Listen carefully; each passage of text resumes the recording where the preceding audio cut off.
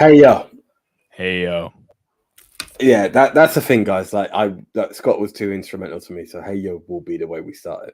I was about to say, still doing that RIP to Scott Hall / Razor Ramon. Fucking missed that guy, and I regret not being able to have met him. Real talk.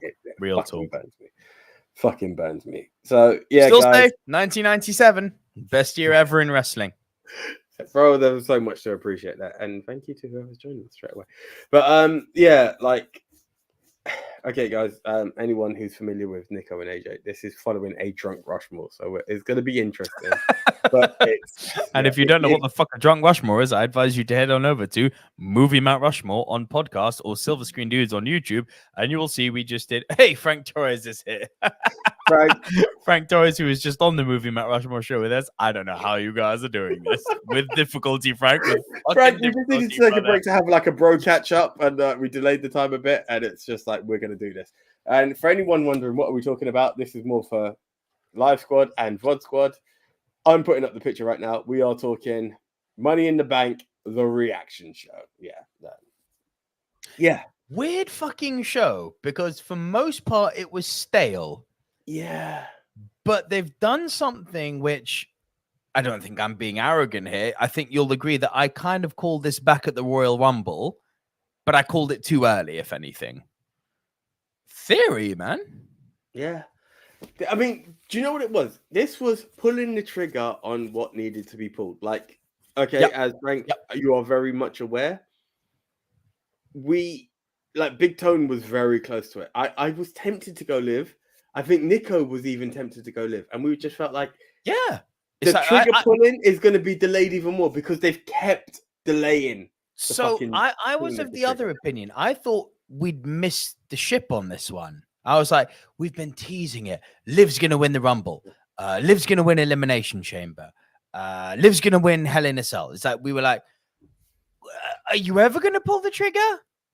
I think you've missed the boat. Yeah. No. And they somehow pulled the trigger. So, like, I'm going to bring it up again. Again, Frank, I don't know how we're doing this, but look at this picture.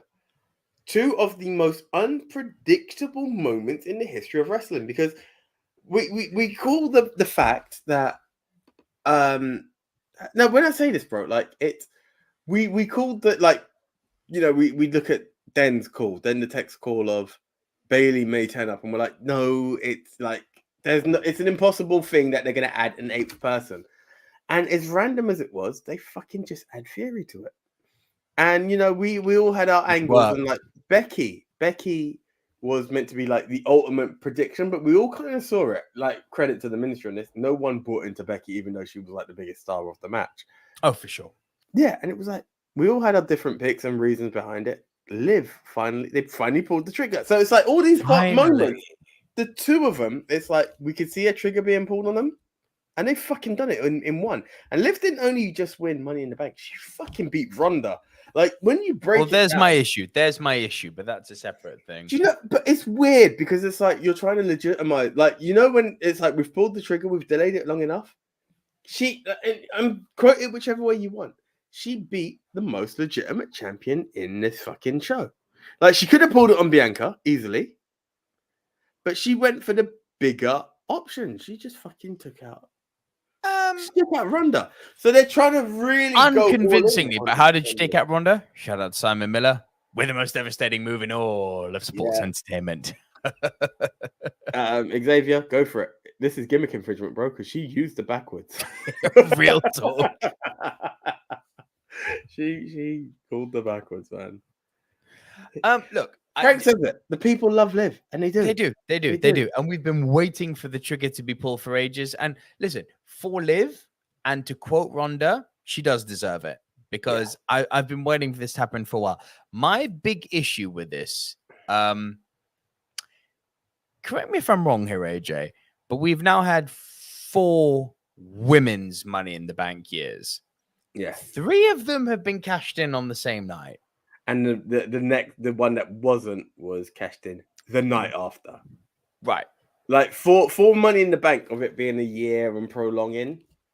That's kind of Frank's right. I wonder if Ronda's going on another break. 100%. You're not going to see one. I'm sure she is. You're not going to see Ronda at SummerSlam. Yeah. It's just that. It's just that she Survivor Series. She may return. Like it's that. If not the Rumble, like fuck knows what they're doing. That was going to be my guess. I think Ronda's going to come back at the Rumble.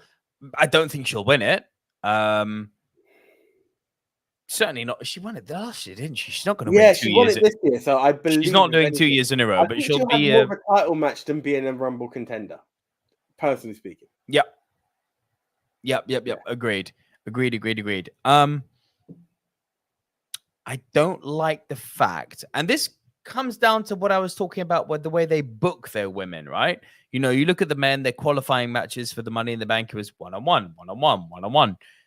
The women's Money in the Bank, it was always like 2-on-2, 3-on-3, triple threat, like with whoever.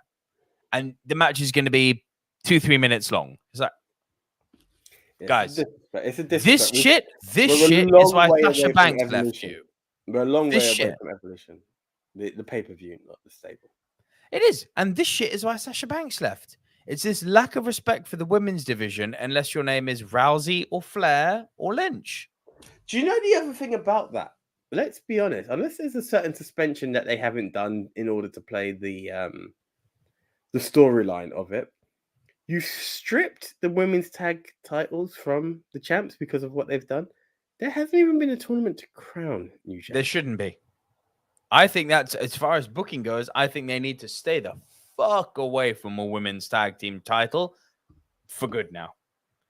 Bro, they barely have a men's tag team. And considering they're about to split up the Street Profits, if you can read between the lines, the 3 tag teams that exist in the men's tag team division is going to be down to 2 any moment, which is why they've just brought the Viking Raiders back in, because they were about to break up the Street Profits.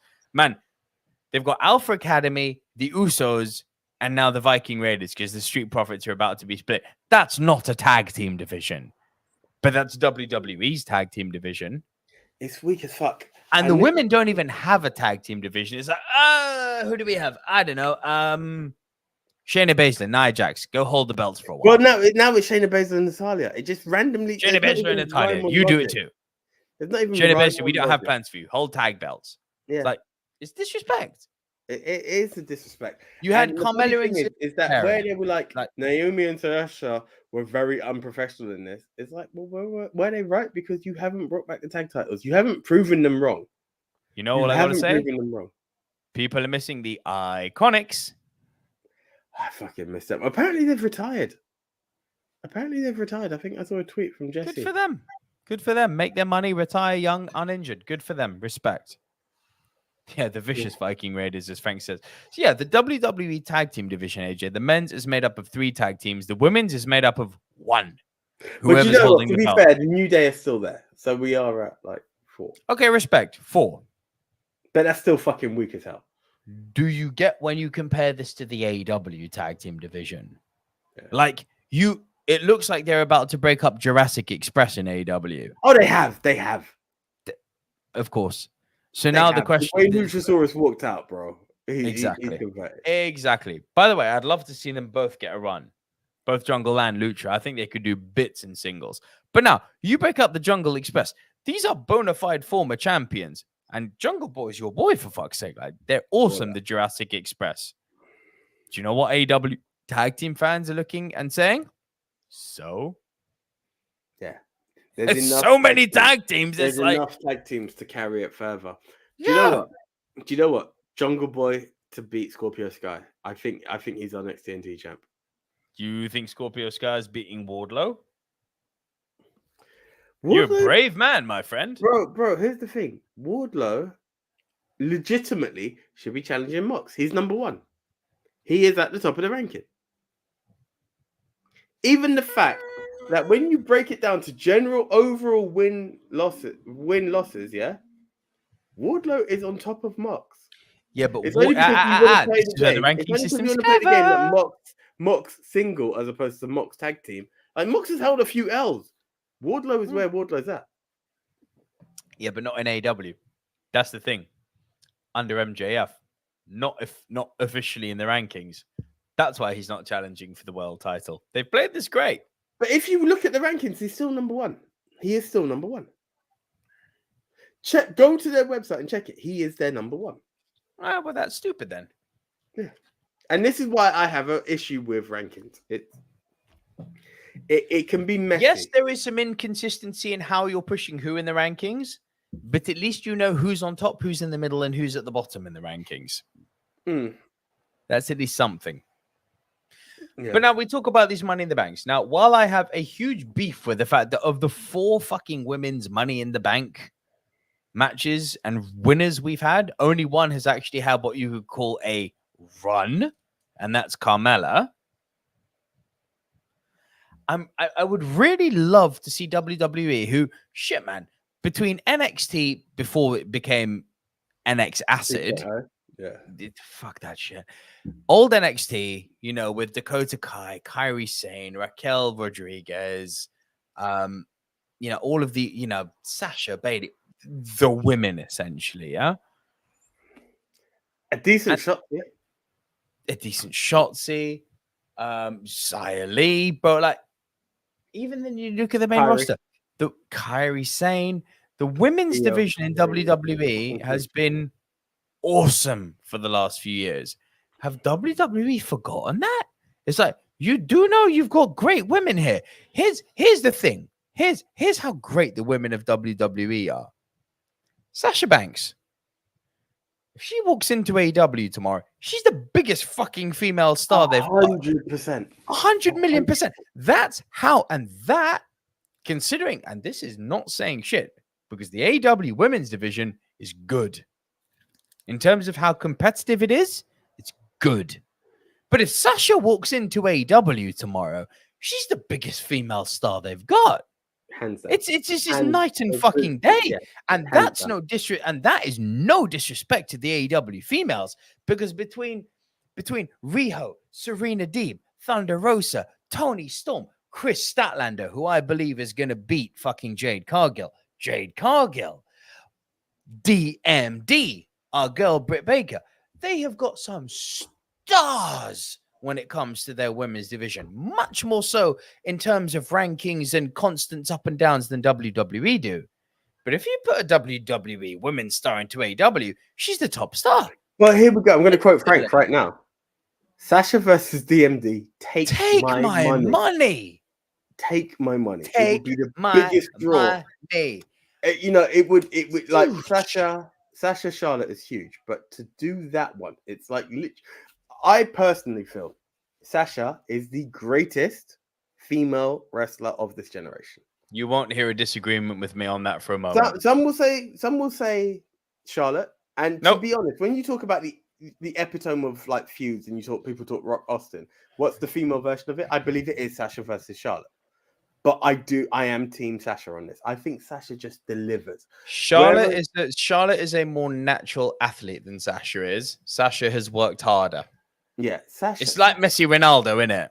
Yeah, Sasha just makes it. Like, you take Sasha Bailey in the fucking Hell in a Cell. You take Charlotte. Like, Sasha just works. She just makes it work. It's a fucking gift. You put her. Yeah, it is a fucking gift. She's a star. You can't teach that. You can't. You cannot. You put Sasha into AEW, she becomes their biggest star. Forget overnight. Over a minute, she's their biggest star. It just needs to have the music, and she walks out. And this is what fucks me off. I've just highlighted my point of how big the WWE women's stars are. Because if you put them in the other guys, they're the biggest stars there. That's how fucking big they are, and yet WWE don't know how to book them. Yeah. And that creates a much wider narrative for the whole women's division in WWE, because you've got these stars. You've got Liv Morgan, who, Frank, right here, the people love Liv Morgan. Yes, we do. And yet you don't give her a money, and you don't give her a briefcase run. Same night, Booker, same night. This is the thing, the tease. It's the tease. So this annoying. is the bad thing about Money in the Bank. Like, it was cool. Again, I don't want to disrespect your boy when I say it, right? But the same night cash-in where Kane just fucking destroyed Ray. You know, Ray's just gone for this ultimate moment. Kane just comes out and fucks him. Like, it's cool. But where is the magic of holding the briefcase? Like, Edge was a golden moment, you know? I remember calling it in my head, but I didn't call it. Yeah, Seth. You know, that Miz? that is the Fucking biggest Miz. heist of history. Yeah. You know, look at And those moments. win it. It makes absolute perfect sense. If you're gonna fucking come and cash in, do it right after a fucking elimination chamber. It's the most logical thing, but not many people Do call it it. after an elimination chamber. Do it after a TLC match. But so here's an interesting thing. We're going to tangent because I think we've both made our point pretty clear on Liv. And I feel like, correct me if I'm wrong, but we kind of need to focus on Liv and Austin Theory here because The rest of the pay-per-view was weak. the rest of the pay-per-view is weak. It was dead. We predicted all pretty much the same thing other than Lashley, Austin Theory. But now we're going to talk about Austin Theory. Can I just go on that before we do go into the thing? Please, of course. Where we were like shocked and like, oh, they've still got faith in Lashley. The minute, what's his face? The one that I said must be fucking Linda. I can't remember his name now. Theory. Adam Pearce. Yeah. I've been saying this for age, mate. Right? If Adam Pearce, the minute Adam Pearce announced Theory as the 8th contender, we're like, oh fuck, this is Theory's moment. And what did I say when Theory won Money in the Bank when we were at yours on your birthday? Den the Tech was there. It's the three of us. What did I say? And you both went, yep. Theory could beat Roman. So here's the thing. I'm going to call a bold prediction, but before I do that Lashley US title hold, when it looked like a promotion at first, it's like, oh, they still have faith in him, even though it's not in the main event.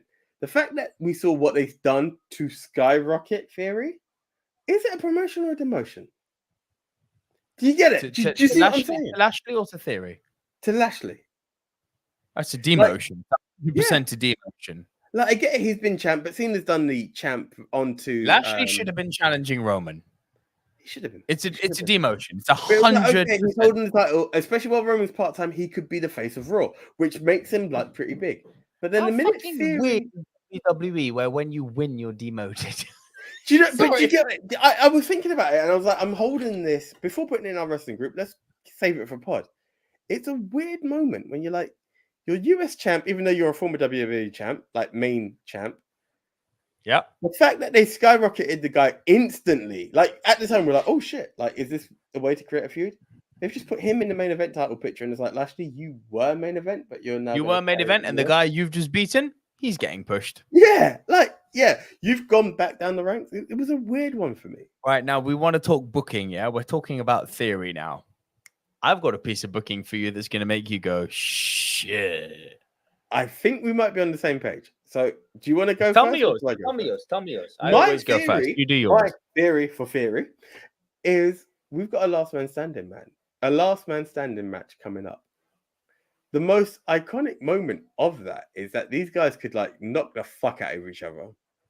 Now, do you remember there was a moment, and I remember you telling me about this moment, Triple H versus Jericho, where both men were down.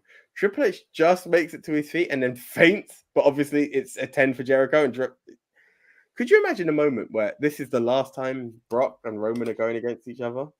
It's the last man standing match, so someone's going to be pretty fucked. Imagine we've got both men down and Roman's just pulling himself up to his feet, but he's still slightly out of it. At that moment, Theory comes running down and just pins one or the other. Not what I see. I love that. It's so doable. You think as early as SummerSlam we're seeing a cash in? It's weird because I feel like he should hold it longer, but like that would be the like. It's funny because it would be like the Heist of the Century Part 2. Can I Roman versus Brock again, and someone just fucks up their match. Given that, okay, for that to work, AJ, it requires WWE to be self-aware enough that they've over-milked Brock Roman, and I don't think they're self-aware enough. I don't, but I love what you're pitching, but I don't think they're self-aware enough. I get that, but I think people may pay attention to it. They may pay attention because everyone's like, again, it's not Cena Orton, and even then we've complained about Cena Orton, but they've always been classics. Okay. How about this? How about this for the most WWE pitch in the world? And it's on fucking pod now. So mark this moment. This is now live or on pod. Nico predicts. Fucking mark this down. 20 minutes into our Money in the Bank recap. I'm going to say the name and you're instantly going to go, I know where you're going. But let me say my whole preamble. Cody Rhodes returns at the Royal Rumble. Cody Rhodes wins the Royal Rumble. This is subject. There's a huge asterisk here. This is subject to The Rock not showing up at Mania. So if The Rock shows up at Mania, this booking doesn't work. Null and void. Instantly. Null and void. I'd like that to be clear. If The Rock shows up at Mania, it's The Rock against Roman Reigns. Roman Reigns beats him. Yeah? But if The Rock doesn't show up, who's the biggest baby face they can push? It's Cody. 100%. It's 100% Cody Rhodes. Cody, he's recovered from his torn pectoral, which, by the way, when you look at the promos, he's already looking a lot better. I know, a lot better. A lot. There's no purple anymore. You know what I'm saying? So I think he's going to recover well before the Rumble, but you could very easily hold off on him, like letting a fine wine age properly. Number 27, because that's usually WWE's magic number. Wrestling has more than one royal family, right? Cody comes out at number 27, surprises the fuck out of everyone. Does a John Cena, wins the Rumble, but unlike Cena, gets cheered, obviously, right? Cody beats Roman at Mania, goes through a war, beats Roman, not for both belts, because that ain't happening. He beats him for one belt. And as he's there, reveling in the moment, his own Eddie Guerrero, Chris Benoit moment, the fucking confetti falling down. He's done it. He's left AEW, the company that Cody, he founded. The pyro is going insane. It's the biggest Mania moment, but he's broken having been through the war with Roman. He's there. WrestleMania is about to go off air. A-Town down. It's a interesting book. Vince decides to fuck his returning Golden Boy. Now, you tell me that doesn't sound like the most WWE thing ever. It will send the AEW marks through the fucking roof. It was send them through the roof. Right. This is what I love. Frank is agreeing with both of us. He's like, good book in AJ. You should drink a bottle of alcohol before your prediction. Thank you. But I am not doing any more alcohol today. And he's agreed with you. That's great booking too, Nico. That would be insane.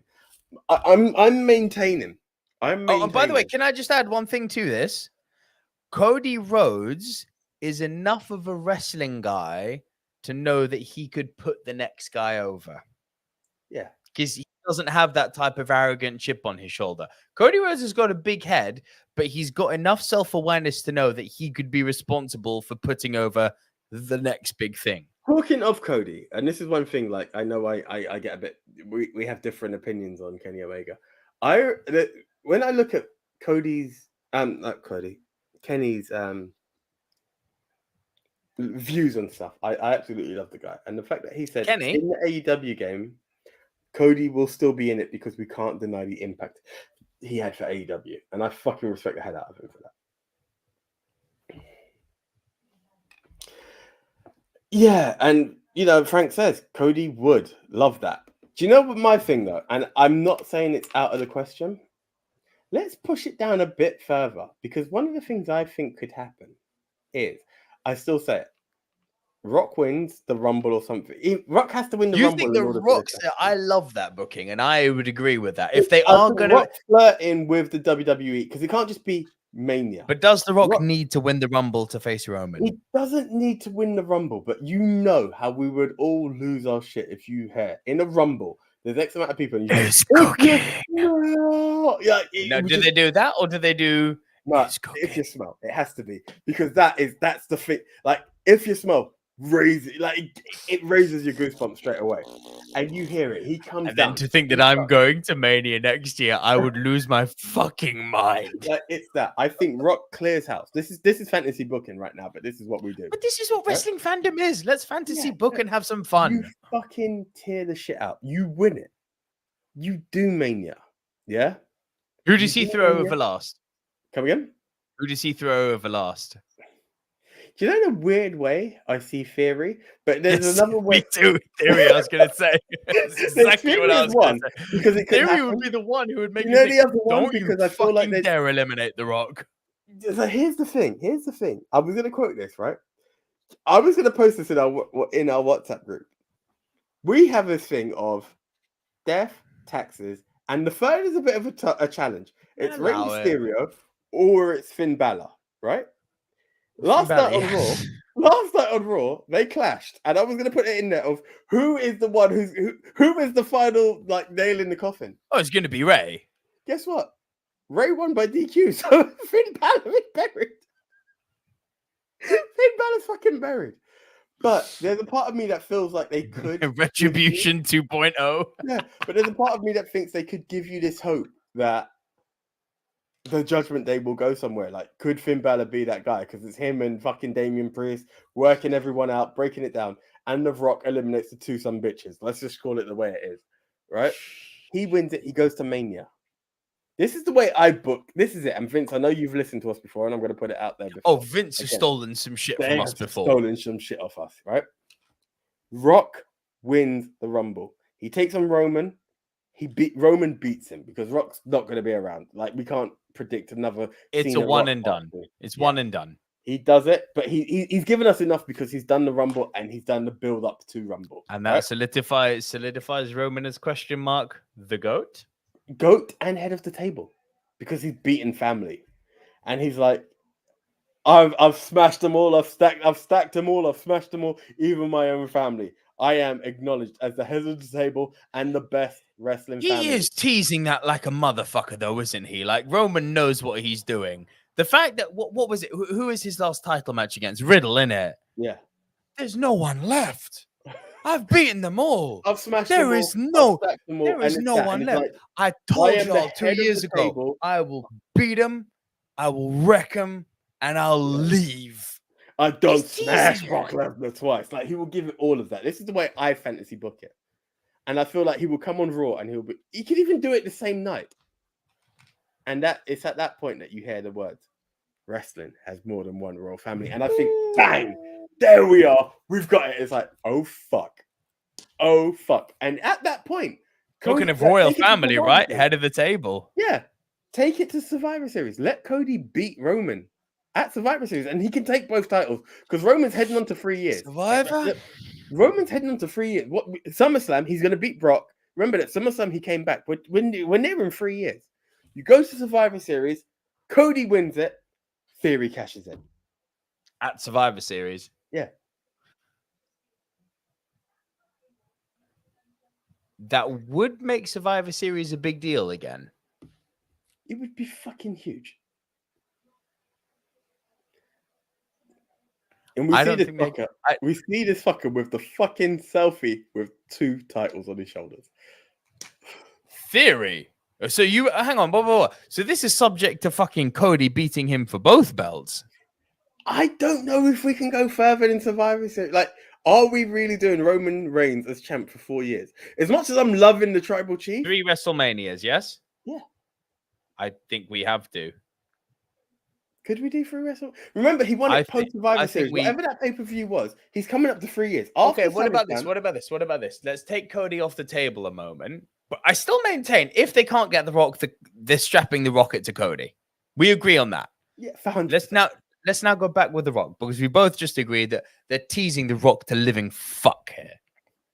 Even down to Young Rock, where I was literally, you just took the words out of my mouth. Young Rock is saying, "Acknowledge me, for Christ's sake." Acknowledge me, and a match like that, we need to hold only Mania. Yes, they're teasing this to a motherfucker. They're about to wrap Black Adam. Listen, The Rock is a busy man. His schedule can change like that. Busiest man in Hollywood. He's literally the busy. Like, he was meant to be at this year's WrestleMania. And then fucking he had to go to Australia. Lucky Cody showed up. Legit lucky Cody showed up. Because everyone was expecting Rock to show up at this mess of WrestleMania. We were. Yeah. And then Cody shows up. If Rock isn't too busy, which he is, but if Rock isn't too busy, and he does show up at this year's WrestleMania, this coming WrestleMania, how about this? Same pitch. Exactly the same pitch as I did for Cody, but with Roman standing. So Roman has finally beaten The Rock. He's finally been given that challenge that he's been looking for. Roman hasn't been able to talk like, I'm going to smash you. Roman isn't doing his usual swagger in his matches. He's facing the fucking great one. He's facing the GOAT. This is, and it's not by titles, it's by, he's the people's champ. Roman has just beaten the people's champ. It's the hardest match he's ever fought in his career. Harder than Undertaker at WrestleMania. Harder than Brock Lesnar at WrestleMania. Harder than anyone. He's just beaten the great one. A-Town down. That's how you strip Roman of the belt at Mania.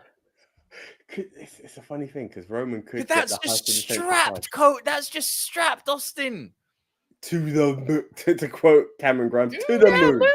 To the moon. But Frank says it. Like, maybe this could work because Survivor Series needs a jolt. For me, Survivor Series is not a big four anymore. It's dead. It's because they're trying to make it like this champion versus champion and all this shit. So bring back the traditional tag team. Like, Vince, where's your passion for tag teams again, man? Bring it back. Never had it. No, the old school Survivor Series were real tag matches, man. Bro, real talk. The old school Survivor Series. Yeah, my man, you know, it's rocket to the moon. The old school Survivor Series revolved around 3 major tag teams. It weren't that different. It's just that those 3 tag teams were generationally defining tag teams. It's major tag teams, but you had groups of guys that you just love to see pair up. By the way, that vignette, completely edge. Which one? The vignette we saw at Money in the Bank. That's not The Fiend. No. It's Edge. It's Edge. You reckon? I don't know who it was. I don't know. Gold medal, Jeff Hardy's bracelets, Devon's glasses. It's all the Undertaker's cross. It's Edge. Good call. That'd be interesting. The ultimate dark Edge, but as a face. Could work. With black blood. Because we can't do blood on TV anymore. It's so bad. The chocolate sauce bath. Meanwhile, you've got fucking Eddie Kingston saying to Sami Zayn with a live mic up to him, "You stupid motherfucker," and throwing him off a War Games cell. By the way, blood and guts cell. Fucking Sammy Guevara can take a bump, man. Oof. Yeah. I'm still to be convinced on Eddie, man. Even when he was coming down with the chainsaw and shit and like rocking about. Frank, tell him he's wrong. The only thing that came into my head. Hey. Eddie Kingston just looked like a resident. There's only one Eddie that deserves that chance, and I'm not gonna go. I would never dissuade that. But Eddie Kingston coming down with the chainsaw, rocking his exactly. Eddie Guerrero. Coming down, looking all eyes rolling, coming down with a chainsaw. I was like, you look like a fucking Resident Evil reject, you prick. Like, I just can't buy into the guy. Tell me I'm wrong. You're wrong. I don't agree.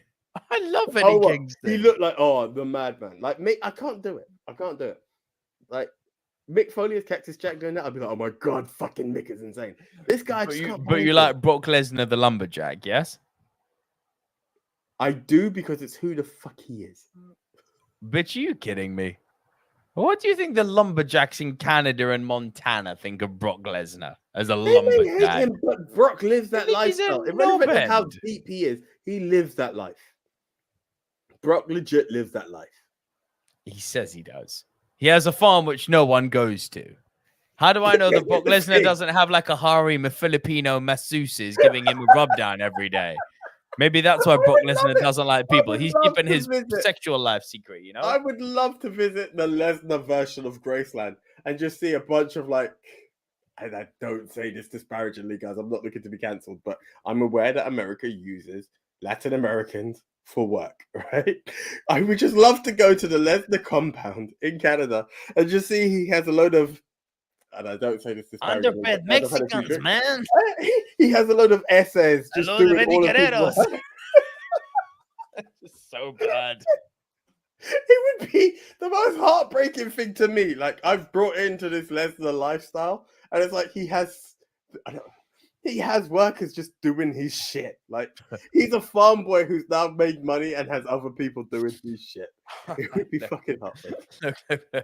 We fantasy booked enough. Let's quickly run through the card, remind everyone what our picks were, and we'll give the final scores and wrap it up there. Yeah. Look, so I'm not going to do these matches in order. I'm going to do them in the way that, well, yeah, I can. Correct me if I'm wrong. We started with the women's Money in the Bank. Big Tone picked Liv Morgan. AJ, you picked Alexa. Leon and me, we both picked Lacey Evans. And Den the Tech picked Liv Morgan. So Bailey. I'll allow Liv Morgan.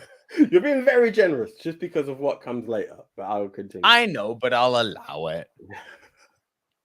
So for that one, Big Tone and Den the Tech picked up a point. By the way, if you don't know who the fuck Big Tone, Den the Tech, and Leon are, then usually the day before, whenever there's an AEW or WWE pay-per-view, Ministry of Wrestling on fucking YouTube and on podcast, and yeah, we're there. The prediction show is there, and you'll see the five of us on screen together. What happened after that? Was it? Bro, I wish I could remember. We're drunk from our other bloody podcast. I'm just going to go through these in order that we did. Lashley Theory. Look, Big Tone and Leon both picked Lashley. AJ, you, me, and Den. Insane at the time. Fucking insane. It was, but in hindsight, it makes sense. Yeah. But no one would have called that shit. Well, two people did, but apart from that, I don't. No. I mean, called what he would have done later that night. Yeah. No one, not a person. Big Tone be like, yeah, I should have stuck with my pick. It's like, your mystery pick would have been Riddick Moss, brother. Essentially, yeah. Big Tone be like, I knew who the Guardians of the Galaxy were. Bullshit, you did. Like, bro, you know me, yeah, with the comic books. I've got this shit down to a fine art now, and you can back me on this. Where I can, and if you don't, please tell me. Like, don't be afraid to shit on me. Yeah. But you know, I've got this shit down to a fine art now, where I know where they're going with what storylines and how they're going to use them. Preach. And Big Tone's just like, I knew who the Guardians were. It's like, no one knew who the Guardians were. Fucking no one. The only person in the world I know who knew who the fuck the Guardians of the Galaxy were is no longer with us, and it's a man called John Schnepp, R.I.P. Bro, there were three people I could call for it. Stanley. Yes. Steve Ditko. Schnepp, and fucking Mr. Marvel himself. I'm blanking. The alcohol's got to me. Feige. Kevin Feige. Yeah, right. That would have been it. No, I knew who the Guardians were. Like, fuck you did, bro. No, I did. I swear, I got the comics. Send me photos. Maybe he does. I give him like this 20% belief, if I'm honest. But I'm fucking generous with your 20%. Jesus. Do you know what it is? There's a part of me because two. I'm pretty sure he's said, I have no fucking clue who the Eternals were, which I believe no one knew who they were.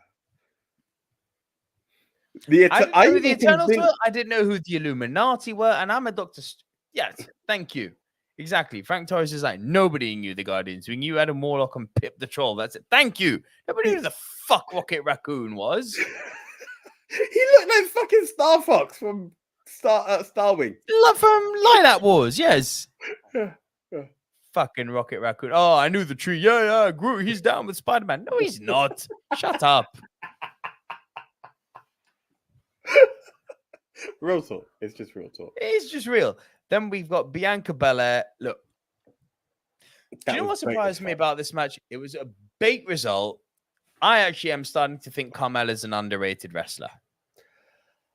Do you know what it is? And I know you're going to agree with me on this. We need to bring back the FABOLOUS. Carmella. So much. I can see they kind of brought back Mellora's money as opposed to the fucking, the world's most beautiful woman. They brought back Mellora's money, but we just need to go back to who she is. She's so good. The Princess of Stanton Island, man. I love Carmella. Yeah. And it's not she could literally be the Enzo Amore of the women's division. Not in that way. She's being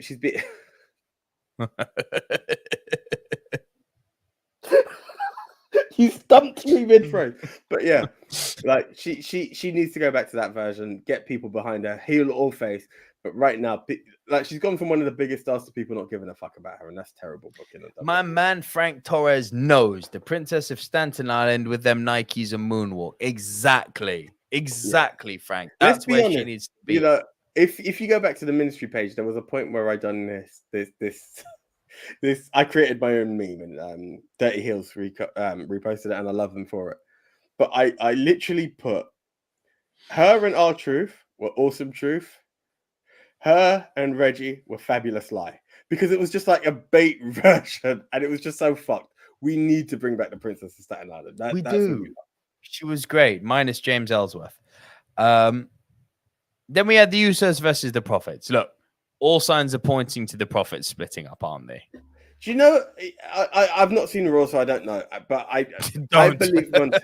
I believe Montez is a huge star in the making, and whatever it is, I lean more towards heel turn. But they had me at a moment where I was like, "Ooh, could they?"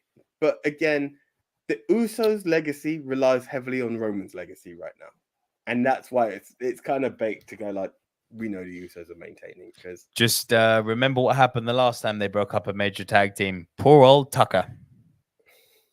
Who?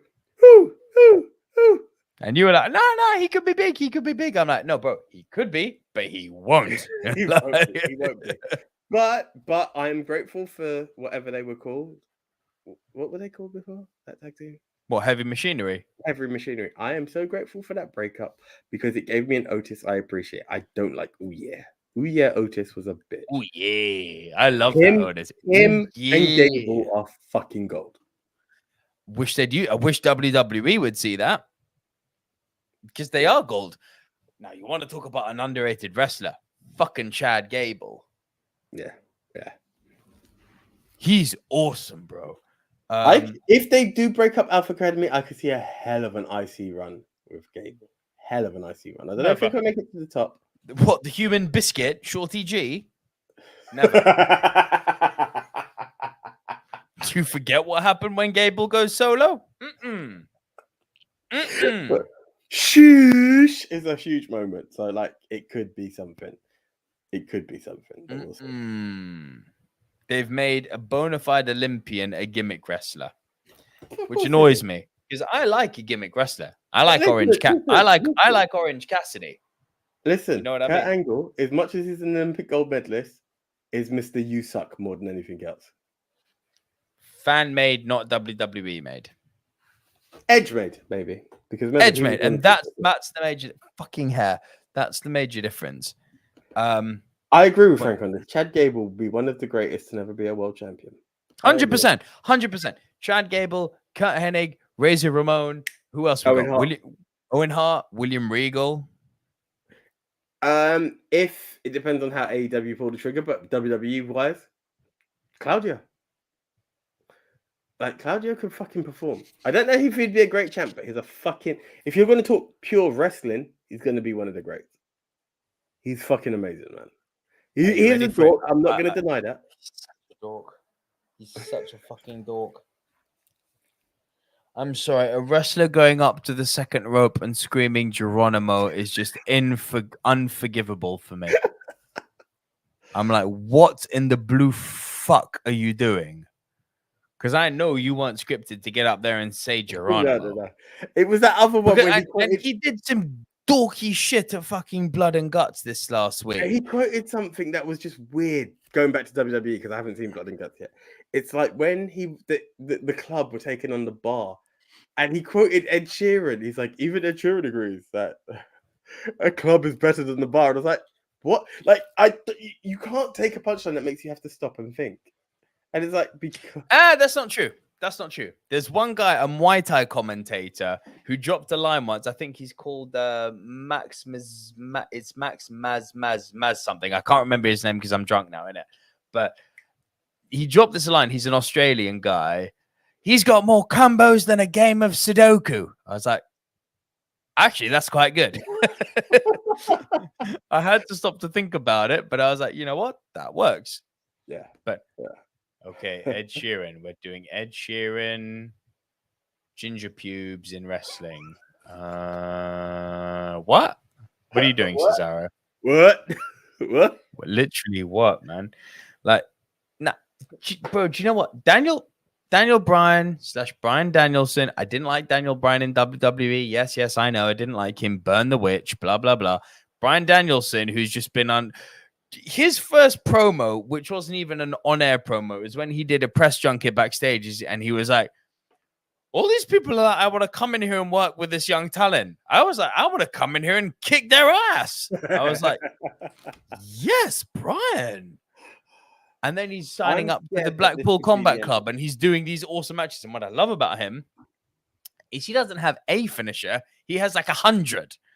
Like Bryan Danielson will fuck you up 7 ways to Sunday. And that's what I love about him. Claudio versus Cesaro, I'm like, you are the same person, and that person is a dork. To quote the Good Brothers, nerd. So much. But I'm scared for Daniel or Brian. I'm another concussion. I'm scared this could be. Yes, for sure. This isn't meant to be a concussion, though. I think it is. That's what I've read. I heard it wasn't, but that's bad if it is. But no, look, the Cesaro I saw at Blood and Guts, and the Cesaro I saw at Forbidden Door, or Claudio. It's like, it's the same guy. Do you know what I love? When you talk about ex-WWE, we're like, Brian over Daniel. No, Brian over Daniel. Yeah, Brian over Daniel. 100%. Ambrose over Mox. No. And you're more Ambrose. You're more Mox. He's won me over. Fair enough. I'm more Ambrose over Mox. And then it's Claudio, Cesaro, same guy. It's weird. It's a weird balance. It's legit same. No, Mox in the last 6 months has won me over. Yeah. I've not watched enough AEW, so maybe that's why I'm wrong. Funnily enough, since he's been aligned with William Regal, I love what Mox is doing. Yeah. This unscripted violence shit is now actually unscripted violence. I'm like, whoa. You see him at Blood and Guts, he's like, I'm going to embrace my inner Nick Gage. It's like, you go, my man. Like, you take that fork and stab him in the head. Also, someone call the police, please. Dial M for murder, because fuck me. That's fucking Claudio, man, when he was like, look, here's what annoys me is that you can see the talents there, but it's so badly wrapped up in the box. It's like, He's doing the swing on Jericho on top of the cage, which scared me because I'm like, oh my God, Claudio, please don't. Yeah, I was so scared because if you let him go, there's just concrete. You're fucked. But then at the end of the match, he's like, yeah, we won. Give me 5. I'm like, what the fuck? Why? No.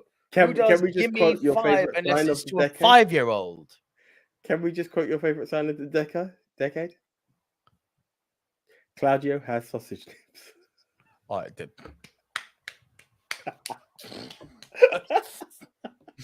Whoever brilliant AEW fan put that up and was sat high enough to know that the camera is going to get them there when the wrestlers are sat on top of the cage and had a sign that says Claudio has sausage nips, I thought that is both comical and accurate. Because he does. Claudio's nipples look like they would be a side order dish that you would order in a organic butcher's shop. Could I please have the filet mignon, the chimichurri beef kebabs, and the Claudio nipples, please? Because, oh my word, the nipples. I'm pretty sure it might be the nipples got me, AJ. The nips got you. The nips got me. There was also that guy who put up a sign at a WWE event, and it was like, why was Shawn Michaels tight so high at one of the pay-per-views? This is one of those other ones where people are like, actually, that's true. It is true. Like Claudio and his big meat nips. It's like, what the fuck? Right. But look, yeah, I haven't changed my opinion on him. I was so about him in WWE, and I'm still so about him. He could change my mind. Look, Mox changed my mind. Bryan Danielson changed my mind, but Big Nips is still to do that. And until then, I'm going to know him as he shall be known as. It would not be Claudio Castagnoli. It will be Claudio Meat Nips. I think that's, yeah. So look, we all predicted the Usos would win. Ronda, Natalia, and this was dead. I mean, we all predicted Ronda would win. And I find it very weird that, you know, you criticized Simon Miller last week saying, you know, he's more of an AEW guy. Bro, he defended the fuck out of this match. And I was like, Simon, I don't know what you're seeing that I'm not seeing, bro. And I know you're all like power of positivity and all that, but it's like, no, listen, if you enjoyed the match, Simon, respect to you. but it's like, I don't see what you're seeing. Yes, they're friends and they've got good chemistry together, but this match is dead. Do you know the part that got me? And I appreciate Simon for being more objective than I could be on this. Yes. And here's the thing for Mr. WWE, as you like to quote me, it was just very difficult to follow this up from Forbidden Door. It was very difficult. Oh, so much. It was weak. I respect you for saying that, considering how fucking good Forbidden Door was. Like, life-altering pay-per-view. And then you go to this and it's like, Ronda Natalia. So, really? Profit Usos in the height of the bloodline. Like, it's just like, it was dead. Really? And again, and bro, you saw it on Raw this week. The fucking way they're setting up the next match versus Bianca Belair. Do you know what it is? It's Alexa Bliss backstage going, I think I should have a shot at the women's title. It's like, why? What in the words of what have you done? Exactly. In the words of Janet Jackson, what have you done for me lately? Like, why the fuck should you have it? Frank cracks me up. You have to have a really bad night for Simon to dunk on. True story. Oh man. Okay. But this is what I'm saying. It's like, here's how they build, the Usos and the Prophets. Here's how they're building Bianca's next feud. It's like, oh, I don't know who I'm gonna face at SummerSlam. It's like, is Bianca Belair a big name? Yes, huge. Is Alexa Bliss a big name? Yes, huge, including the Piggy Pum Pum, right? But if you know, you know. That's all I'm gonna say. But she got a piggy pum pum. Yeah, just Google Larry Stevens. Just go on her Instagram. You'll see Alexa Bliss, one of the most beautiful women on the planet. Would you? Don't do it. Piggy pum pum. Alexa Bliss be like sleeping with them Percy Pig packets. Pig and puss. This is so wrong. This is why JD from NY got pig puss. It's not why JD had people, because he talked about Alexa's performance in bed. We're not talking about how she would perform in bed, but we just find it extremely weird, Alexa, as much as we love how she'd perform, how she'd smell. I stop here. Alexa, we love you. I said I'm drunk. I'll say what the fuck I want. Alexa, we love you, but it's slightly weird that you share a bed with me. But the smell. To quote Agent Smith, it's the smell. You know that fucking meme with the cat between the legs? This smells like tuna. It's like, it smells like piggy. By no way are we implying she slept with the Frank Torres. I understood that reference.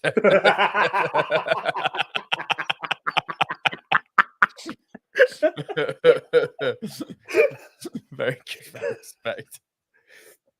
Right. And look, men's Money in the Bank. No one got a point on this.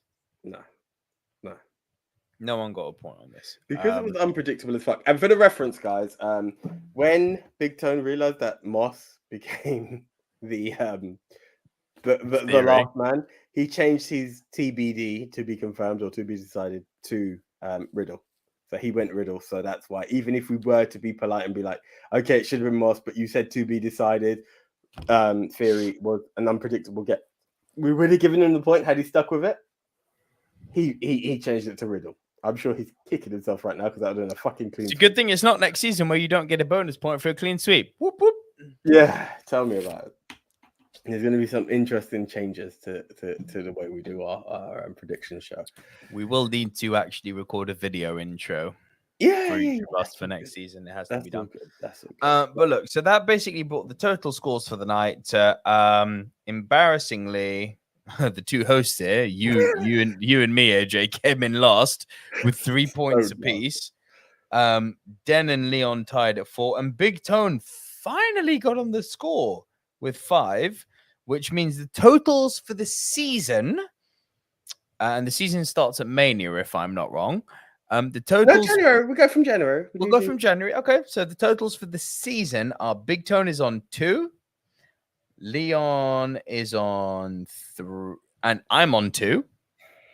So I'm all of a sudden bringing up the rear. I was in the lead a few weeks ago. Now I'm bringing up the rear. Well done, me.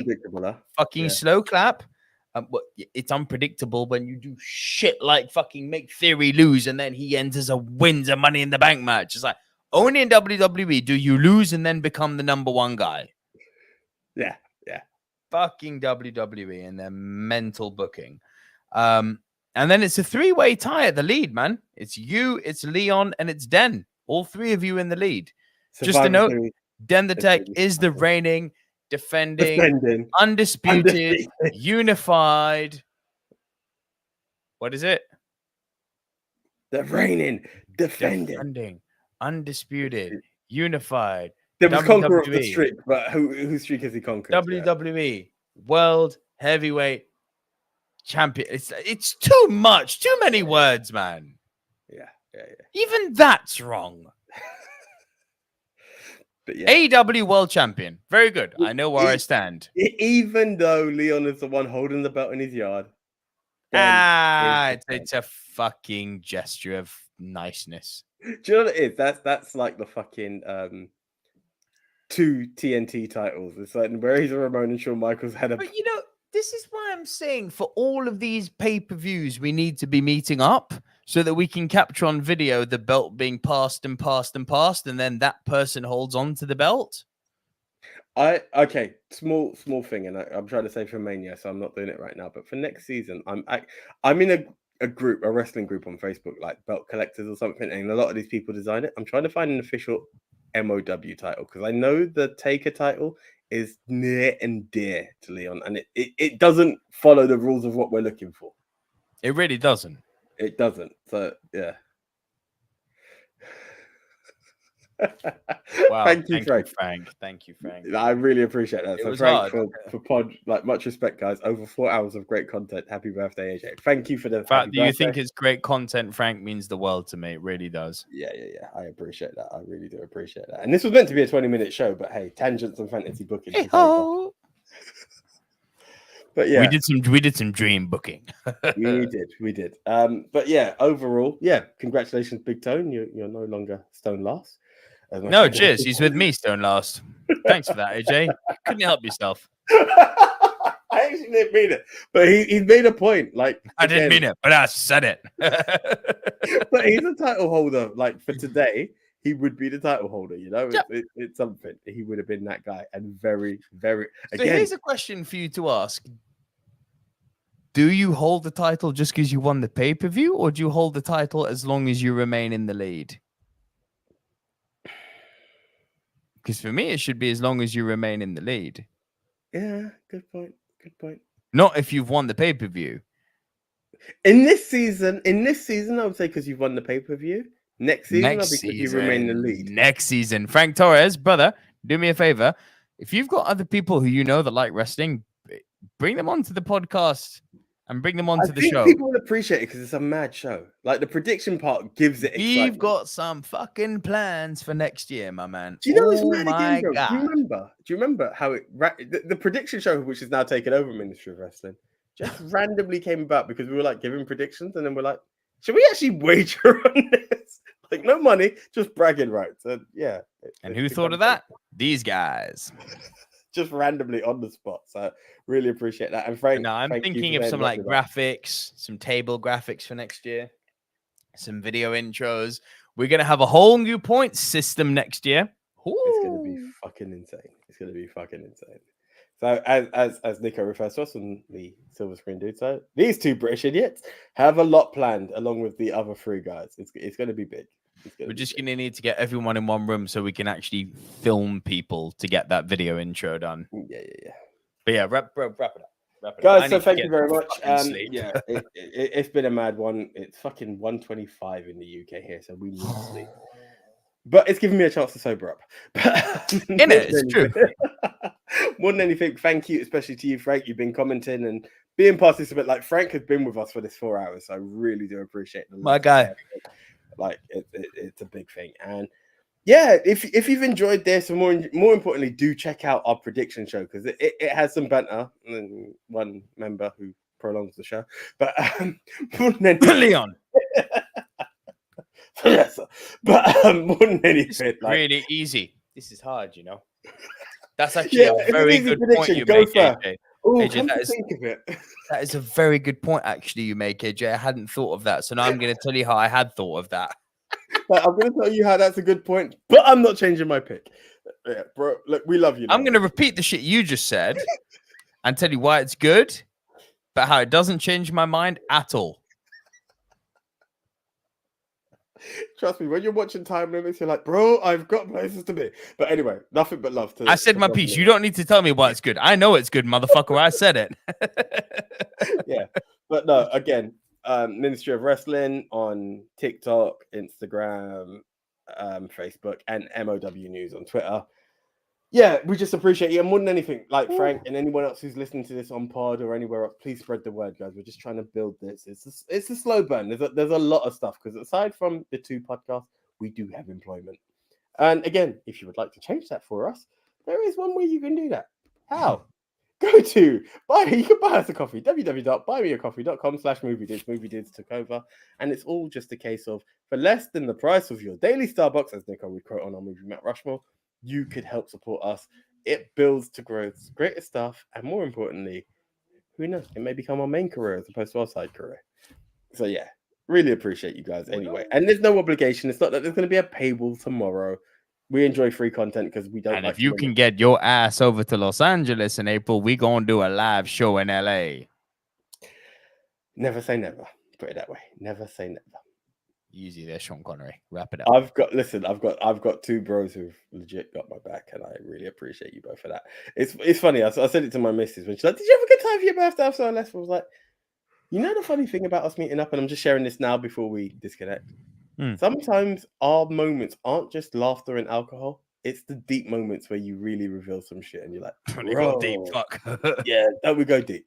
But yeah, anyway, guys, really appreciate you guys.